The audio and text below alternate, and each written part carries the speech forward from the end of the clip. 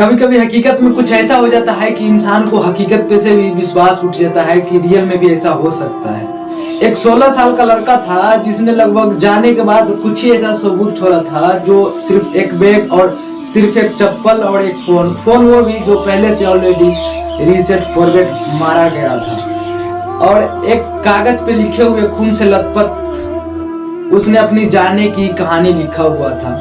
आखिर क्या हुआ था 16 साल के रचित स्टूडेंट के साथ, आइए जानते हैं आज के इस वीडियो। जो भी एविडेंस मैं बता रहा हूँ इसमें आज तक की सहयोगी चेतन के शुरू से एंड तक के उसने रिपोर्ट की है और रिसर्च किए, उसी के आधार पे ये वीडियो है। एक फोन और एक बैग और एक चप्पल, फोन वो भी जो पहले से ऑलरेडी रीसेट था, और कुछ कागज पे ऐसे लिखा हुआ था जो अपने जाने का कुछ कहानी बताया था। उसने ये भी कहा था कि हमें पढ़ाई में कभी भी मन ही नहीं लगा, हमें फोन चलाने में ज्यादा ही रुचि था, पढ़ाई लिखाई करने में हमें थोड़ा सा भी दिलचस्पी नहीं था। रचित का मम्मी ने फोन किया तो रचित ने बोला कि मम्मी, बाद में मैसेज के जरिए बोल दिया कि मम्मी मैं बाद में फोन करूंगा। तो उसके मम्मी ने इंतजार करने लगा कि आखिर फोन शाम हो चुका है तो फोन क्यों नहीं कहा।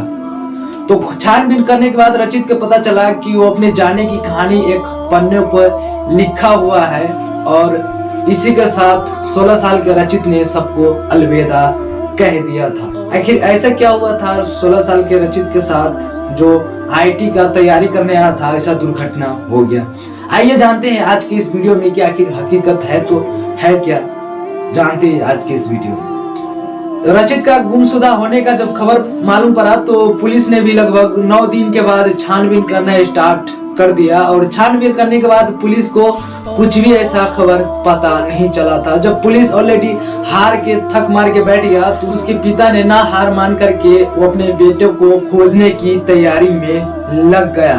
वो भी पता कैसे लग गया कि वो अपने बेटे का जो शव का जो बदबू आ रहा था डेड बॉडी का, उसका पता लगाते लगाते अपने बेटे की डेड बॉडी के पास, या सब भी कह सकते उसके पास पहुंच गया। और पहुंचने के बाद उसके पिता ने उसके बॉडी को अपने गले लगाया और फिर उसको पोस्टमार्टम के लिए ले जाया गया। राजस्थान के कोटा में आईआईटी और कई ऐसे डिग्रियों को अपने मकाम की हासिल करने के लिए सच्चे इरादे से लोग आते हैं, और कहा जाता है कि राजस्थान के इस कोटे में लगभग 1 साल के अंदर में 2.5 लाख लगभग बच्चे पढ़ने आते हैं। उसी में से एक रचित था जो पिछले साल यूपी स्टेट से देवरिया जिले से आया था, एक सपने लेकर के अपने माँ बाप का इरादा पूरा करने के लिए, कामयाबी हासिल करने के लिए। इसमें भी कहा जाता है कि कुछ ऐसे बच्चे हैं जो इसमें कामयाब हो पाते हैं अपने मकसद में। रूम लिया, पढ़ाई करना स्टार्ट किया, लगभग 1 साल तो लगभग सब कुछ अच्छा ही चल रहा था। लेकिन रचित के बारे में कहा जाता है कि रचित को पढ़ाई में थोड़ा सा भी दिलचस्पी नहीं था, और वो शुरू से ही वो अपने मम्मी पापा को फोन पे झूठ बोला करते थे कि मम्मी मैं पढ़ाई कर रहा हूँ। रियलिटी में तो ये था कि रचित को पढ़ाई में दिलचस्पी था ही नहीं। शायद यही झूठ उसको बोलते बोलते उसको भारी लगने लगा था, ये कदम उठाया था इसके वजह से। कहा जाता है कि रचित ने हॉस्टल में जाने का बहाना कोचिंग का बताया था कि मैं कोचिंग में जा रहा हूं, लेकिन 11 फरवरी को उसने हॉस्टल में दोबारा लौटा ही नहीं। जब उसकी मम्मी के फोन आया तो मम्मी का फोन कट कर दिया, और मैसेज के जरिए उसने बताया कि मम्मी अभी रख दो, मैं शाम को फोन करता हूं बात करने के लिए। लेकिन उधर से कोई रिस्पॉन्स नहीं मिला। जब मम्मी इंतजार करने लगी कि मेरा बेटा शाम को फोन करेगा, लेकिन ऐसा कुछ रिस्पॉन्स नहीं आया। फिर मम्मी पापा घबरा गए, और घबराने के बाद रिपोर्ट दर्ज कराई और पुलिस भी छानबीन करना स्टार्ट कर दिया। और कहा जाता है कि चंबल नदी के पास जो मंदिर है, उस सीसीटीवी कैमरे में रचित को एंट्री का टिकट लेते वक्त उसको देखा गया था। फिर उसने वापस नहीं लौटा, उस सीसीटीवी कैमरा में कहीं भी देखा ही नहीं रचित का लौटते हुए का फोटोज। और कहा जाता है कि उसी मंदिर के सामने 100 फीट नीचे जो रचित ने छलांग लगाया था, उसी की वजह से उसका डेथ हुआ था, और उसके पापा ने पता लगाया था। जब पुलिस को मालूम पड़ा तो पुलिस को उसके पापा ने कहा कि चलो फिर नीचे छानबीन कर लेते हैं, तो बोला कि नहीं हम नहीं जा सकते, रिस्क है। तो फिर उसके पापा ने बोला कि चलो कुछ हथियार है वही बंदे को भेज दो। तो जो अगला था पुलिस का उसने बोला कि नहीं ऐसा नहीं हो सकता है, जो मैंने बंदे लाए हैं उसको अपने रिस्क पर लाए, अगर कुछ होता है तो आगे हमें जवाब देना पड़ेगा। सुनिए इसका पापा का क्या जवाब है, और फिर इसके बाद में पुलिस का जो कहा था वो भी मैं आपको आगे सुनाऊंगा। ऐसे ही देखते हैं, इधर देख लिया इधर देख लिया। आज का जो फोर्स गया था वो नीचे गया ही नहीं, वो ऊपर में जिधर मैदान थे उधर गया, हमारे लोग ही गए सब नीचे।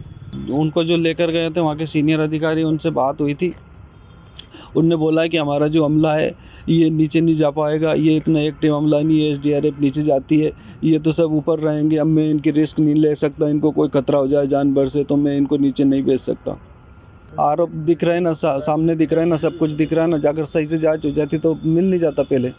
वहाँ के जो अधिकारी थे उनसे बोला मैंने कहा सर ऐसा कीजिए, आपका जो स्टाफ है, आपका जो फोर्स है, आधा फोर्स हमारे लोगों के साथ नीचे दे दीजिए और हमारे आधे लोग ऊपर हो जाएंगे। तो उन्होंने मना कर दिया कि नहीं मैं फोर्स नहीं दे, मैं इनकी रिस्क नहीं ले सकता नीचे, मुझे मेरी जवाबदारी पे लाया हूँ, मुझे इनको वापस लौटाने हैं, नीचे जाएंगे इनको कोई खतरा हो जाएगा। मैंने कहा ठीक है ऐसा करिए, आप 1-2 लोग दे दीजिए जो आपके गन वाले हैं, जिनके पास हथियार है उनको दे दीजिए, तो हमारे लोगों को बाई चांस कहीं खतरा हो तो उनकी सुरक्षा तो कर देंगे। तो उन्होंने बोला नहीं मैं एक आदमी को भी नहीं दे सकता आपको नीचे जाने के लिए, अगर आपको नीचे जाना है तो आप अपनी इच्छा से नीचे जाओगे, उसमें मेरी कोई जवाबदारी नहीं रहेगी। तो उसके बाद आप लोग नीचे गए तो वहाँ पे हमारा जो उधर के घटना के जो जगह है जहाँ पर ये हुआ है, दुर्घटना हुई है, वहाँ पर के मालामाल भी ऐसे ही है कि वो ऊपर से कूदा है स्वयं और फिर बीच में झाड़ी में और पत्थर पर अटक गया था, जहाँ पर जिस वजह से उसकी मृत्यु हुई। तो इसमें जो उसने मैसेज भी कर रखे हैं, जो लिखा भी हुआ है, उससे यही लग रहा है कि वो तैयारी कर नहीं पा रहा था, पढ़ नहीं पा रहा था, इस चीज़ से मानसिक तनाव में था। माता पिता उसको बहुत प्यार करते थे, वो भी अपने परिवार से जुड़ा हुआ था, लेकिन उसको यूँ लग रहा था कि वो उनकी अपेक्षाओं पर खरा नहीं उतर रहा, इस वजह से उसने ये कदम उठाया। और 2024 की बात करें तो अभी तक 3 बच्चे लापता हुए हैं, जिसमें से एक का शव अभी 2-3 दिन पहले गरडिया महादेव में मिला था, उसकी आत्महत्या करने की आशंका है, उस पर जांच जारी है। एक बच्चे को हमने दस्तयाब कर लिया है, उसके परिजनों के पास है, अभी वो मामा के घर चला गया था वो, और एक बच्चा अभी भी मिसिंग है, जिसके लिए हमने अपनी टीम्स लगाई हुई हैं और टेक्निकल सर्विलांस के आधार पर हम बिल्कुल फॉलो कर रहे हैं और जल्दी हमें आशा है कि हम उसको रिकवर कर लेंगे। पता लगने के बाद उस घटना के लिए पोस्टमार्टम के घर वापस दिया गया डेड बॉडी। और कहा जाता है कोटा से आने वाली और जो बच्चे तैयारी करने के लिए जाते हैं साल के अंदर में 2.5 लाख, 2024 के अंदर में ऐसे चौथे केस सामने आ चुके हैं कोटा के मामले।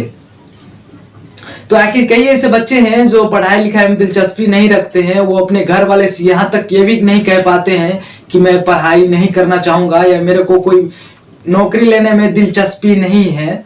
ऐसा कुछ बच्चे कह भी नहीं पाते। कहने की एक बच्चे का भी गलती है कि क्योंकि मम्मी पापा को भी बताना चाहिए कि ये चीज में हमें रुचि नहीं है, मैं ये नहीं करना चाहूंगा। क्योंकि माँ बाप भी होता है कि चलो ये नहीं करेगा तो कुछ और कर ले, लेकिन नहीं कहने का ही गलती है और इसके वजह से भी रचित का जान गया है। क्योंकि